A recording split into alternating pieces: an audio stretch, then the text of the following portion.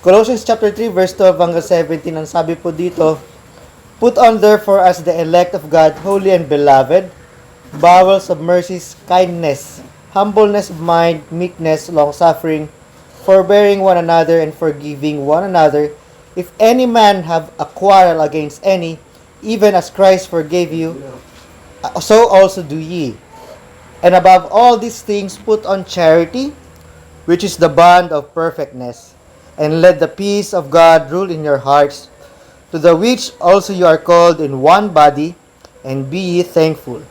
Let the word of Christ dwell in you richly in all wisdom, teaching and admonishing one another in psalms and hymns and spiritual songs, singing with grace in your hearts to the Lord.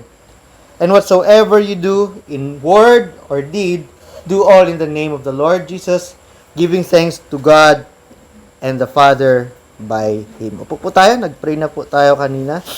Okay. Welcome po ulit. October 31 na ngayon, di ba? Tama ba? Kasi bukas sa 1. Okay.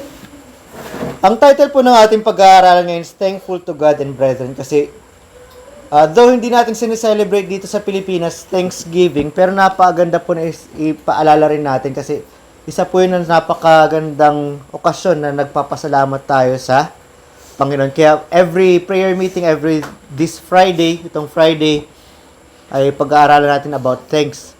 Ngayon, Thanksgiving or thankful to God tsaka brethren. Ngayon yung Colossians chapter 3, ito yung sulat ni Pablo sa mga taga-Colossae Church or Colossae Church, no, mga taga-Colossus. Okay? At nagsulat ito sa chapter 3 tungkol sa mga reminders sa mga taga-Colossa. Okay? Yung mga hindi dapat gawin, tsaka yung mga dapat gawin. Ngayon, napili ko po yung verse talaga dito. It's about yung talagang sa 17, tsaka it's 14. It's being about thankful. Ngayon, pag-aaralan natin bakit kailangan maging thankful sa mga bagay na ito. So, dito, may mga konting pag-aaralan. Bakit? Ano ba yung sinabi ng sulat ni Pablo sa mga taga-Colossae? Bakit kailangan maging thankful? Ano yung mga instructions sa pamamagitan po ni Paul, o ng Diyos, di ba? Sa pamamagitan ni Paul, para dito ay may remind yung mga taga-Colossus, no? O Colossae. Sa Colossians chapter 3, verse 12, ang sabi dito, put on therefore, sabi dito, isuot ninyo, parang isuot ninyo, no? Makita nyo dyan, kaya sinabi ko, tingnan nyo yung Bible nyo. Verse 12, put on therefore. Sabi dito, para isuot. Ilagay nyo lagi sa inyong sarili. Tandaan nyo, dapat ito sa sariling tayo. As elect, bilang mga, ano yung elect? Mga pinili. Nino? Ng Diyos. Yung bawat isang santo o Kristiyano po, ay pinili ng Diyos. Bakit pinili? Pinili tayo para maligtas. Okay? Saka na natin pag-aralan kung ano yung tungkol dyan sa pinili na yan, ha? Meron tayong Sunday school for that one. Yung mga, ano natin. So, about the elect, no? Tayo ay pinili ng nino? Ng Diyos mismo. Hindi tayo napili ng ating sarili para maligtas. Amen? Kasi before the foundation of the earth. Okay, iba-iba kami mga pastors about sa pag-interpret nitong elect. But I believe in elect. Hindi po Calvinista. Biblical kasi ang dami sa elect dyan sa Bible. Ang sinabi dito, holy and beloved. Una-una sa lahat, tayo mga Kristiyano ay pinili. Okay? Hindi tayo ang may gawa para tayo ay maligtas. Pag ikaw ay ligtas na, pinili ka ng Diyos maligtas. Amen? Lahat naman gusto maligtas ng Diyos. So nga lang iba, ay tumatanggi sa biyaya ng Diyos. Amen? Kaya nga may sinabi na verse, many were called, but few are chosen. Konti lang ang na-elect. Gusto sana ng Panginoon, lahat po ng tao ay maligtas. 2 Peter chapter 3, verse 9. Pero maraming ayaw maligtas. Bakit? Kasi pride. Okay? Yun yung isa sa pinaka problema, pride.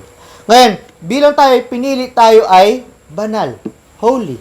O binanal tayo ng Panginoon. Paano tayo binanal ng Diyos? Sa 2 Corinthians chapter 5 verse 21, dapat maalala natin ito. Hindi tayo nagpakabait, di natin binanal yung ating sarili, di tayo na wala na tayong kasalanan dahil ginawa natin ito. Kundi ito, 2 Corinthians chapter 5 verse 21, paano tayo naging banal? Sa oras na tayo tumanggap kay Kristo na siya ang ating Panginoon, tayo nag-surrender ng ating buhay sa Kanya, natanggap natin na siya yung Panginoon, at alam natin na tayo, ay alipin pala kami. Okay? Na-realize natin. Sabi dito, for He has made Him to be sin for us. Ano sabi doon? Dahil ginawa siya, sino yun? Si Jesus, na maging kasalanan para sa atin. Okay? Who knew no sin? Inuulit lang natin ito, paulit-ulit itong salita na ito, itong mga verses na ito. Sino yun? Si Jesus po ay walang kasalanan, pero siya ginawa siyang kasalanan para sa atin. That we might be made the righteousness of God in Him. Para tayo, pagdating sa Panginoon, tayo ay magiging matuwid. Ibig sabihin, wala tayong baliko. Yung baliko na yun ay wala tayong wala makikita na kasalanan sa atin. So, pinagpalit ni Kristo yung buhay niyang walang kasalanan sa atin at kinamatay niya sa cross yung ating mga kasalanan sa ating mga nananampalataya. Okay? Yun po ang ginawa ng Panginoon. Kaya sinabi dito, tayo, pinili ng Diyos, banal. So, banal tayo dahil sa ginawa ni Kristo, hindi sa ating gawain. Sabi dito, and beloved. Tatlong grasya yung binigay ng Panginoon sa atin. Pinili tayo. Binanal tayo ng Panginoon, kaya tinawag tayong santo. Okay? At tayo ay mahal ng Panginoon. Lahat naman ng tao ay mahal ng Panginoon. Pero iba po pag tayo po ay ligtas na. Okay? Iba po ang pagmamahal ng Panginoon sa mga taong nananampalataya na sa Kanya. Isipin mo, iniisip natin tayo ay mga alipin niya. Which is tama naman na dapat ituring natin na alipin tayo ng Panginoon. Pero mahal na mahal tayo ng Panginoon at tinuturing tayo mga anak ng Panginoon. Amen? So, tandaan po natin palagi yan. Itong verse 12 na tayo po ay pinili ng Diyos at itong tatlong grasya na binigay ng Diyos sa mga nananampalataya. Sa mga ligtas. Tandaan natin, hindi tayo ang nagligtas sa ating sarili. Yung Panginoon lagi ang nagliligtas sa atin. Kaya tayo nakapag-desisyon na tayo ay masumuko sa Kanya kasi yung banal na Espiritu ang nag-udyok sa atin at nagbibigay sa atin ng lakas na gawin yun. Sabi, ay nagdasal ako eh. Yung banal na Espiritu pa rin po na sa Romans 10 yung nagbigay sa atin ng salita kung ano yung sasabihin natin sa Panginoon. Hindi tayo yung mga nagsusolve na meron tayong prayer dyan. Hindi yan. Kasi dapat galing sa puso talaga natin na gusto natin maging Panginoon si Jesus. Wala naman talaga exact sinner's prayer. Pero tayo bilang isang tunay na ligtas, nung tayo ay oras na ligtas tayo, talagang tayo nagsisi, alam natin na mga kasalanan tayo, dahil sa banal na Espiritu, binigyan tayo ng kaalaman dyan. At kailangan natin talikuran yun dahil sa lakas lamang ng banal na Espiritu at hanghingi tayo ng kapatawaran sa kay Kristo Jesus, sabihin natin at na-realize natin, ay, alipin pala ako noon pa. Pero ngayon tanggap ko na siya yung Panginoon at kailangan ko siyang pagsilbihan. At binanal tayo sa oras na yon at mas minahal tayo ng Panginoon. Amen? So, ganun po katindi yung mga bagay na yun. Okay? Ito yung una yung sinabi po ni Pablo sa kanila. So, ngayon dito sa pangalawa, dito sa verse 12, nakalagay dito, bowels of mercies. Ano yung bowels? Kadalasan po kasi pag tayo po ay, di ba minsan pag na-stress ka, minsan parang ang sakit ng tiyan mo. Di ba? Sumasakit yung ulo mo, sumasakit din yung tiyan mo.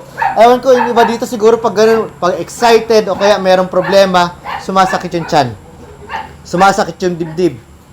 Sumasakit na parang, ba't parang ako laging kinakabag o kaya nangangasim yung tiyan o kaya parang maglalabas ng dumi lagi na pinipigil-pigil sa sobrang kaba. Minsan di ba pag sobrang kaba ka, para merong mga lumilipad-lipad dito, para nakikiliti ka na ewan mo. Kasi kadalasan, pag sinabing bowels, ibig sabihin, ito yung pakiramdam natin. Damdamin natin ito. Sabi dito, bowels of mercy, sabi dito yung ating damdamin ng pagkaawa, kindness, ano yung kindness? Kabutihang loob, at humbleness of mind. Dahil sa tayo ay binanal ng Panginoon, dahil tayo po ay minahal ng Panginoon, meron tayong ganito, dapat magpakita tayo ng kabutihang loob, humbleness of mind, kababaan ng isip. Hindi porke ligtas tayo ay dapat tayo maging mayabang. Baliktad. Dahil po tayo ay ligtas na, dapat po tayo mas maging mababa yung ating sarili. Yung ating paa laging nasa lupa. So maganda nga talaga tayo nagpapakatira pa sa Panginoon. At hindi tayo nagmamataas kay kanino. Meekness, hindi basta-basta nagpapakita ng kataasan. Kasi humbleness, ibig sabihin, mababang loob ka talaga mismo eh. Yung meekness, hindi yung basta-basta yung action mo. Na yabang-yabang mo. Okay? Yung paano ka, kapag ikaw ba ay kinausap, paano mo sila kakausapin pabalik? Sa oras-oras, sa lahat ng oras yan, dapat you have to be meek. Long-suffering. Ito yung mga paalala kung dahil tayo ay pinili, tayo ay binanal, tayo ay mahal, dapat meron tayong maawain, mabuting loob, mababang pag-iisip, tayo po ay maakto na may mababang loob, long suffering. Diba? Paulit-ulit ito. Ano yung long suffering? Yung long is mahaba. Ano yung suffering? Ano yung suffering sa Tagalog? Ang suffering po sa Tagalog ay nahihirapan. Ibig sabihin, talagang mahaba yung paghihirap, mahaba yung pasensya natin sa isang tao. Ligtas man yan o hindi, pero ito po talaga ay para sa taong magkakapatiran. Pero nag-e-extend pa rin po ito sa mga taong hindi rin ligtas. Amen? Kasi kailangan ito bilang isang taong naligtas. Bakit? May maisip natin yan o mapag-discuss natin yan. So yung mga bagay na yan, again, sa unang part, yung mga bagay na yan, sabi, forbearing one another. Long suffering is also forbearing one another and forbearing. Ang forbearing po ay talagang parang, yung bigat na isang tao, di ba pag yung isang tao ay talagang makasalanan, o kaya masamang-masama yung tao, pag meron taong talagang napakasama ng ugali, at ang hirap pakisamahan, ang bigat kasama. Parang, pag kasama ko tong tao to, pag nakikita ko yung presensya niya, nararamdaman ko yung presensya niya, naiinis ako. Sumasama yung araw ko. May taong ganyan.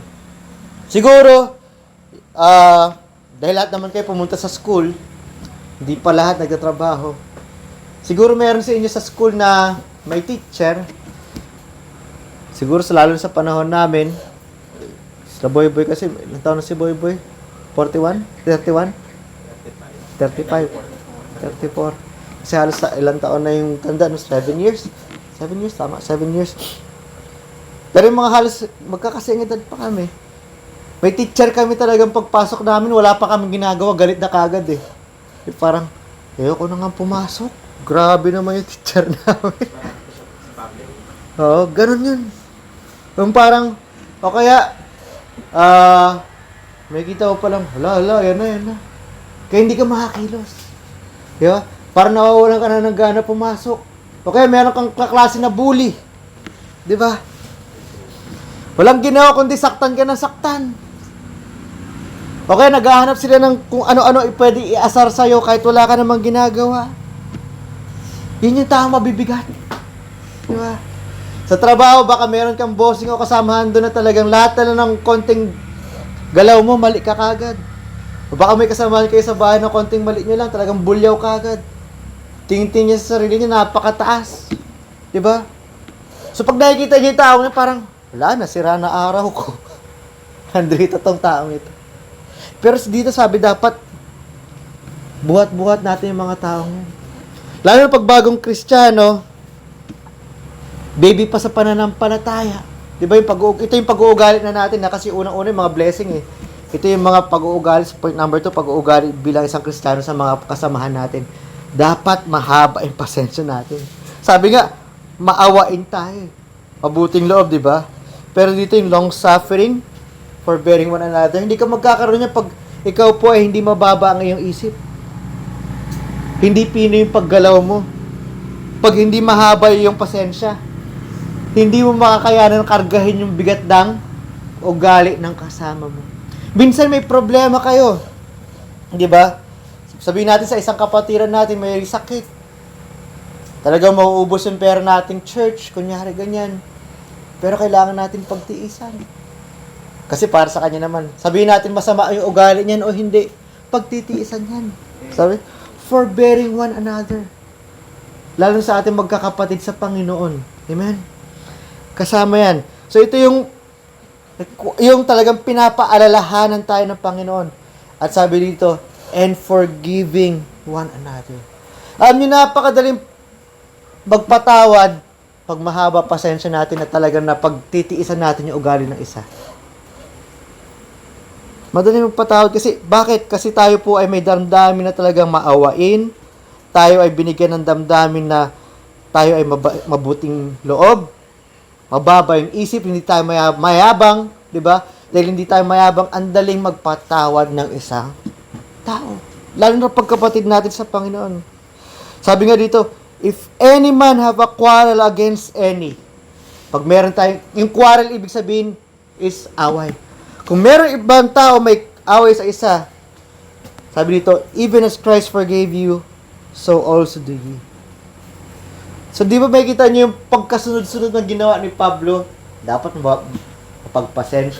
maawain ka, may mabuti kang loob, tapos sabihin nun, dapat ikaw ay mababa isip, tapos ikaw ay meekness, halos pare-pare synonyms yan eh.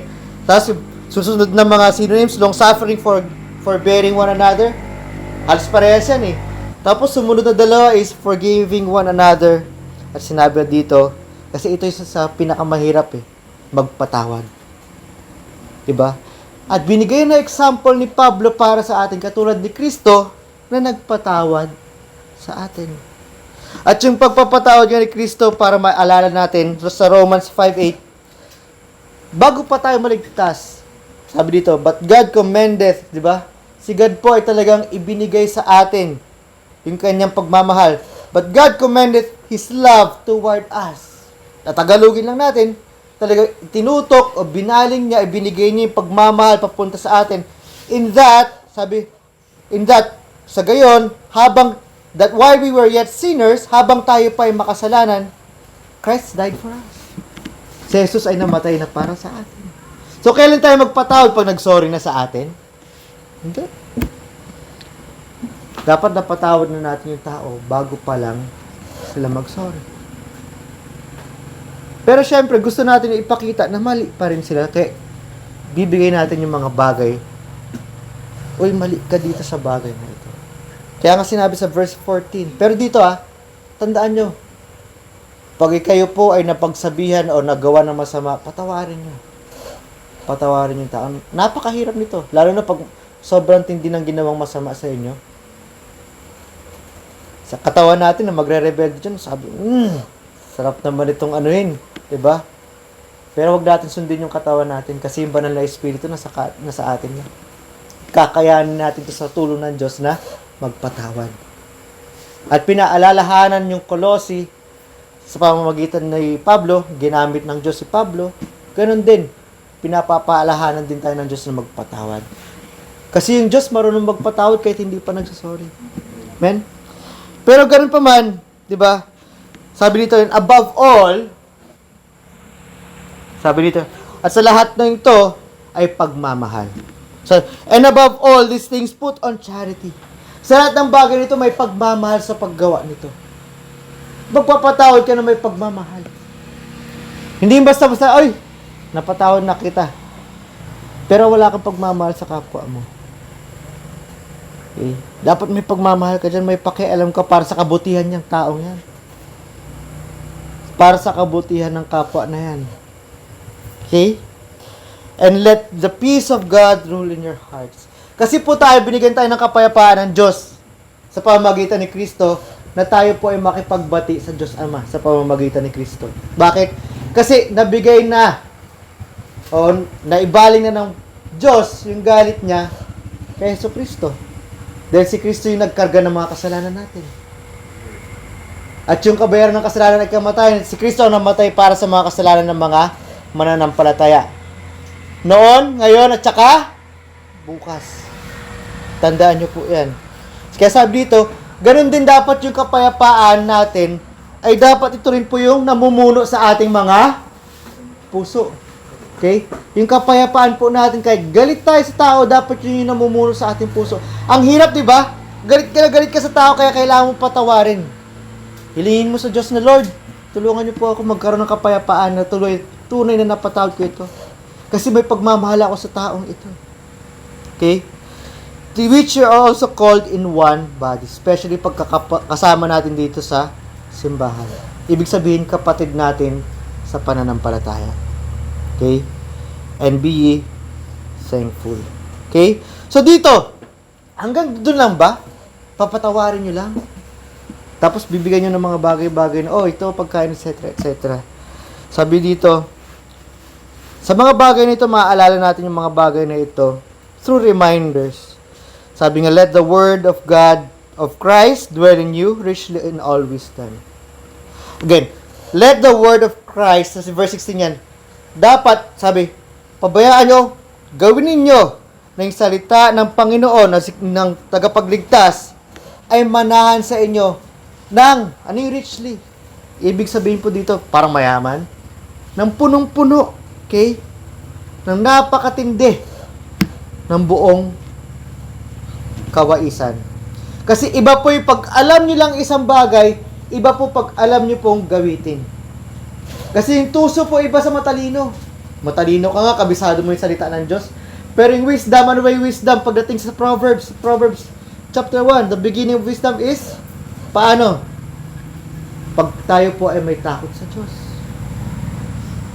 So dito, ginagamit natin yung wisdom, tayo po ay alam natin yung salita ng Diyos, dahil may takot tayo sa Diyos, may pagmamahal tayo sa Diyos, ginagawa natin yung tama. Kasi iba po yung alam nyo lang sa ginagawa ninyo. Amen? So ang hirap nito, in accordance po, o katulad po sa sinasabi dito, dapat buong pagmamahal, pinatawad nyo yung tao. Dapat meron kang kapayapaan sa iyong damdamin. Di ba? Paano? Dapat yung salita ng Diyos. Paano ka magkakaroon ng matinding pag-aawa sa mga tao? Paano ka magiging mababa ang loob mo? Paano magiging mahaba ang iyong pisi o iyong pasensya? Paano ka magmamahal? Ang daming, lahat tayo bilang isang tao, unique tayo at meron tayong mga saltik o meron tayong mga mali sa isa't isa. Mga unique sa ating mga mali. Pag tinignan niyo yung sarili niyo, may saltik ka rin. Di ba? Ibig sabihin niyo, may mali ka na dapat ayusin natin. At pinagpapasensya natin yan. Minsan, pag hindi pa na tayo nasasabihan, nakakasakit tayo ng tao. Di ba? Kaya kailangan po yung salita ng Diyos. At kailangan gamitin natin yung salita ng Diyos. I-action natin itong mga bagay nito. At dito, in accordance din, di ba? Pag yung tao may maling ginawa, dahil mahal natin siya, teaching, turuan natin. Hindi dahil galit tayo, kundi may pakialam tayo sa kanila. Gusto natin sila mapabuti. Gusto natin mapabuti yung kasamahan natin. Kaya ang ginagawa natin, tuturuan natin kung ano yung tama. Admonishing, ibig sabihin, papaalalahanan na may encouragement. Diba? Tuturuan natin ang tuturuan yan. Kasi, ang pagtuturo, pag tayo ligtas, pag naturuan tayo, matatanggap natin kaagad dyan na mali tayo. Pero dahil minsan may nakasanayan tayong kasalanan, di ba? Accidentally, o pag nawawala tayo sa ating pag-alaala na mali pala ito, nagagawa na naman natin. Kaya yung pagtuturo, paulit-ulit ito. Pansinin niyo yung mga preaching natin, iba-iba yung verses, pero paulit-ulit yung mga tinuturo ng Diyos para sa atin. Diba? Kasi kailangan tayong paalalahanan. At pag tayo po ay pinapractice natin yung dapat natin gawin para sa Panginoon, ay mas nasasanay tayo gawin yung tama, at mas nasasanay tayong iwasan yung mali. Kaya paulit-ulit tayo na dapat mahaba yung pasensya sa bawat isa. At ulit, kailangan natin sabihan yung mali ng isang tao. Kaya kapag ikaw ay pinagsasabihan ng tao, lalo na pag tingnan nyo, baka sa umpisa talaga mahinahon yung tao sa iyo. Pero baka minsan sobrang tigas ng iyong ulo, minsan pagtataas ka ng salita o ng boses. Pero hindi galit. Di ba? Okay ka na. Kasi minsan kailangan tayo pagtaasan ng boses para maalala natin. Huwag sana umabot sa ganun, ha. Kasi minsan pag ginaganon ko isang tao, minsan ako rin yung nahihirapan, Kasi alam ko masasaktan, Pero kailangan, Di ba? So yung mga bagay na yan. Okay? Sabi dito, teaching and admonishing one another. In Psalms po, ito yung mga, pag nakita nyo yung Psalms, di ba? Ito yung mga sulat. Minsan yung Psalms para mga tula. Psalms, hymns ito yung mga kanta, and spiritual songs. Mga rhyming words ito. Okay? Ibig sabihin, Psalms ito yung mga nakasulat din sa salita ng Diyos. Hymns. Kasi may mga kanta tayo, yung kanta natin, hindi basta-basta pagandahan ng composition na, yung composition kasi is melody, hindi pagandahan ng lyrics. Yung lyrics na ginagamit natin sa ayon dito sa salita ng Diyos pa rin. Pag tinignan nyo itong mga lyrics nyo dito, pag chinek nyo sa hymnary.org or hymnary.com, makita nyo may kaakibat po mga verses ito. Yung mga hymns natin dito, kaya ito po yung ginagamit natin. Ang dami-daming hymns dito. Hindi tayo nagkukulang sa mga kanta. Wala pa nga sa 1.8 yung mga nakakanta natin dito eh. Ilan na yung hymns natin dito eh. Diba? Yung mga bagay na yan.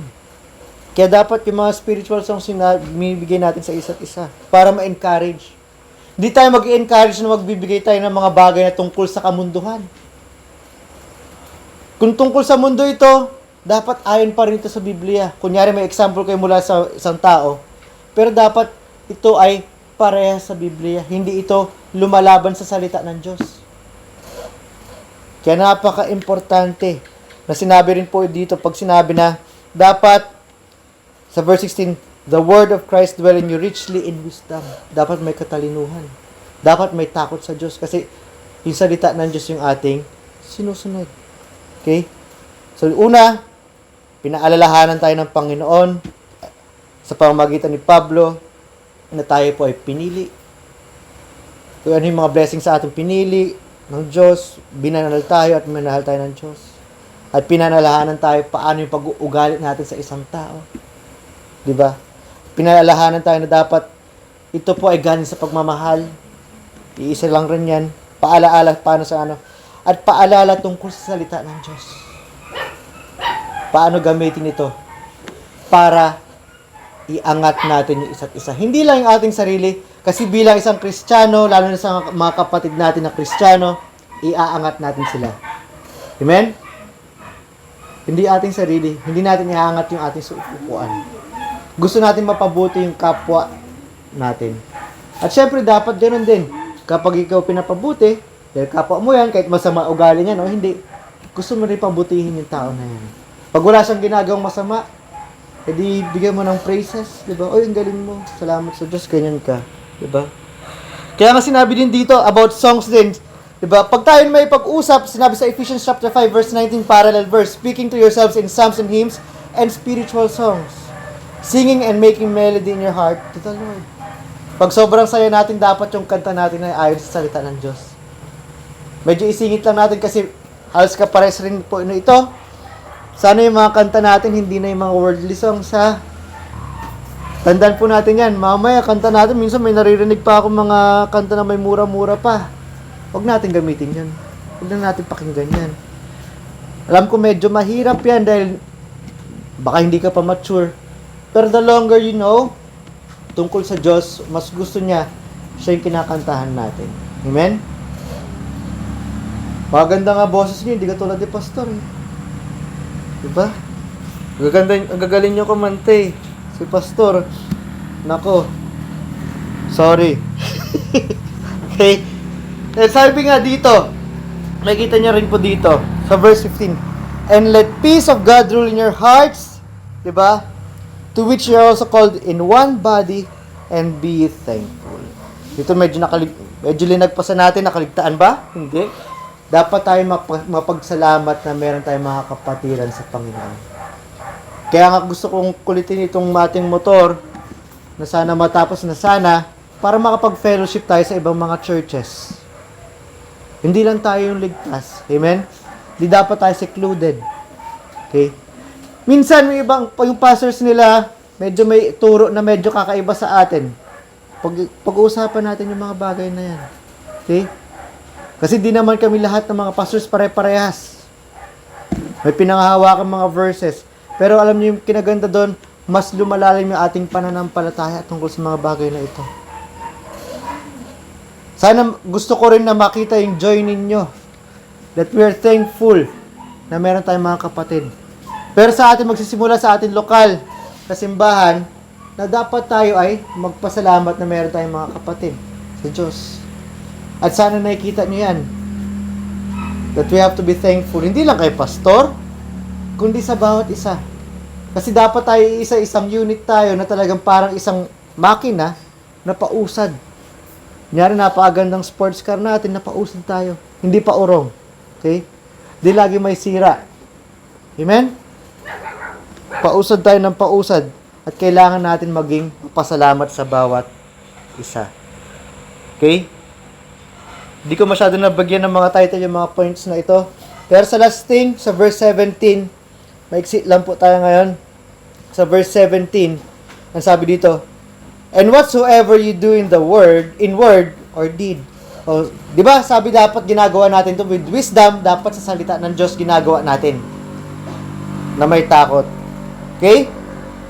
O kung ano man ang ating ginagawa sa pagsasalita at sa paggawa, do all in the name of the Lord Jesus. Ibig sabihin nito, gawin mo lahat sa pangalan ni Jesus. Gagawin natin ito, hindi para iangat yung ating sarili, kundi angat si Hesus Kristo. Huwag natin gayahin sa Matthew chapter 7 na, Lord, Lord, nagpalis ako ng demonyo sa pamamagitan ng pangalan mo. Hindi. Tayo po ay nandito, pag may gagawin tayo, salamat sa Diyos, napadala po ako dito, may nagawa akong tama, dahil lamang sa Diyos. Hindi natin binibigay yung ating sariling galing. Amen? Gusto natin ipakita sa kanila na kung wala yung Diyos, hindi natin magagawa yung mga tamang mga bagay. Pagmamayabang natin sino lagi? Yung Panginoon. Kaya sinabi dito, kung ano man ang inyong gawin sa salita o sa gawa, gawin ninyo sa pangalan ni Jesus. Katulad sa 1 Corinthians chapter 10 verse 31. Parehas sa parehas po ito. Pinapaalalahanan tayo ng Diyos na huwag tayong mayabang. Kung ikaw ay mayabang, tumensahe na ito ay para sa atin. Kasi alam ko mayabang din ako at kailangan ko ibaba pa lang yung aking sarili. Dapat maalala po natin bawat isa na yung Diyos po yung nagbibigay sa lahat. Amen? Kung may nagawa akong tama, salamat sa Diyos. Kung may nagawa akong mali, ako yun. At hindi ko pagmamayabang yung mali na yun. Sana ganun din na maging mindset po natin. Salamat sa Diyos. At dapat bukal sa loob natin na salamat sa Diyos na gawa ko itong mga bagay na ito. Pinapaalahanan ito ni Pablo. Kasi hindi natin magagawa lahat ng bagay na ito. Yan yung last verse natin ngayon.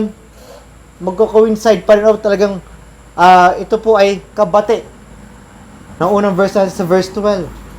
Dahil yung Diyos pa rin po yung nagbigay ng unang-una dito. Siya po yung nagpili sa atin.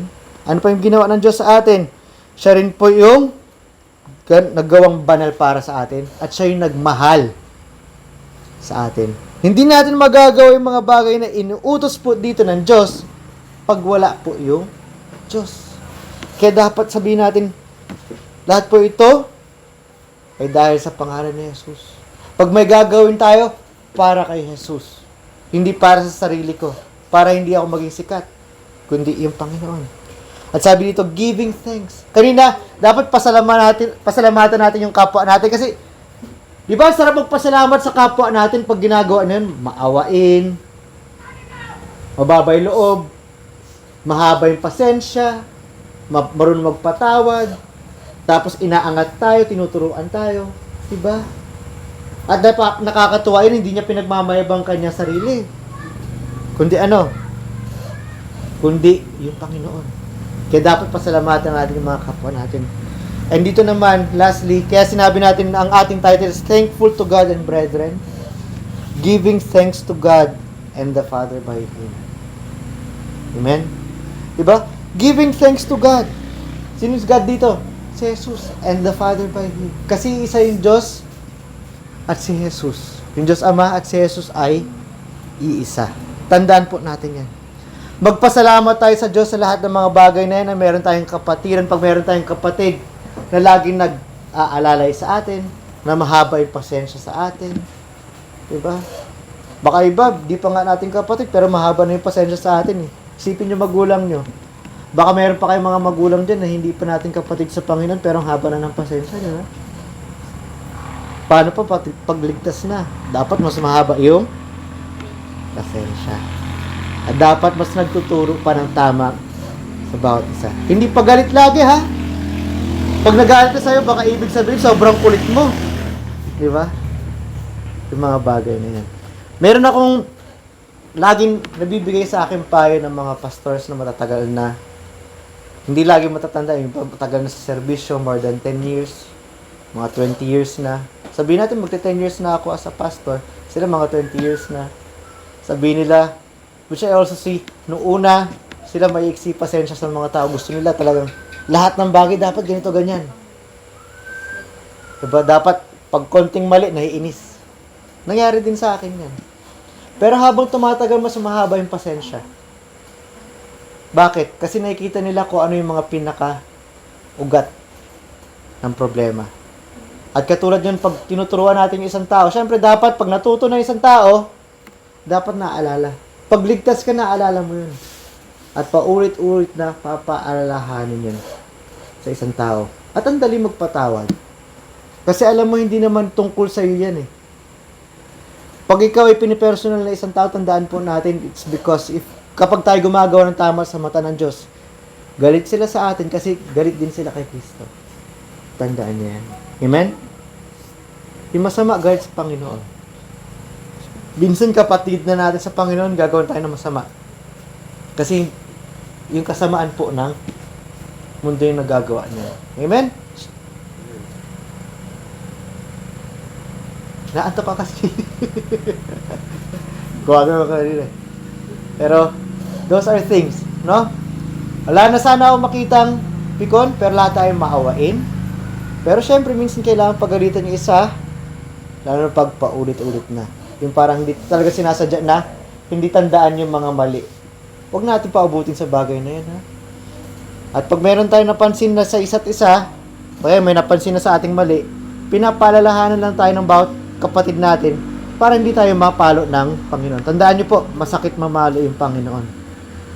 At matindi mamalo yung Panginoon. So let's bow our heads and pray.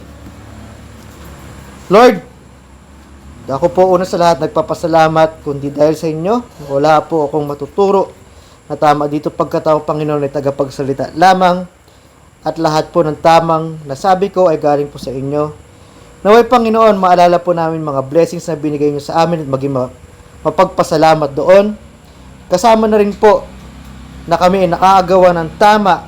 Itong kami magiging maawain, kami magiging mahaba yung pasensya, mababa loob, marunong magpatawad, at marunong magturo ng buong pagmamahal ay dahil lamang sa inyo.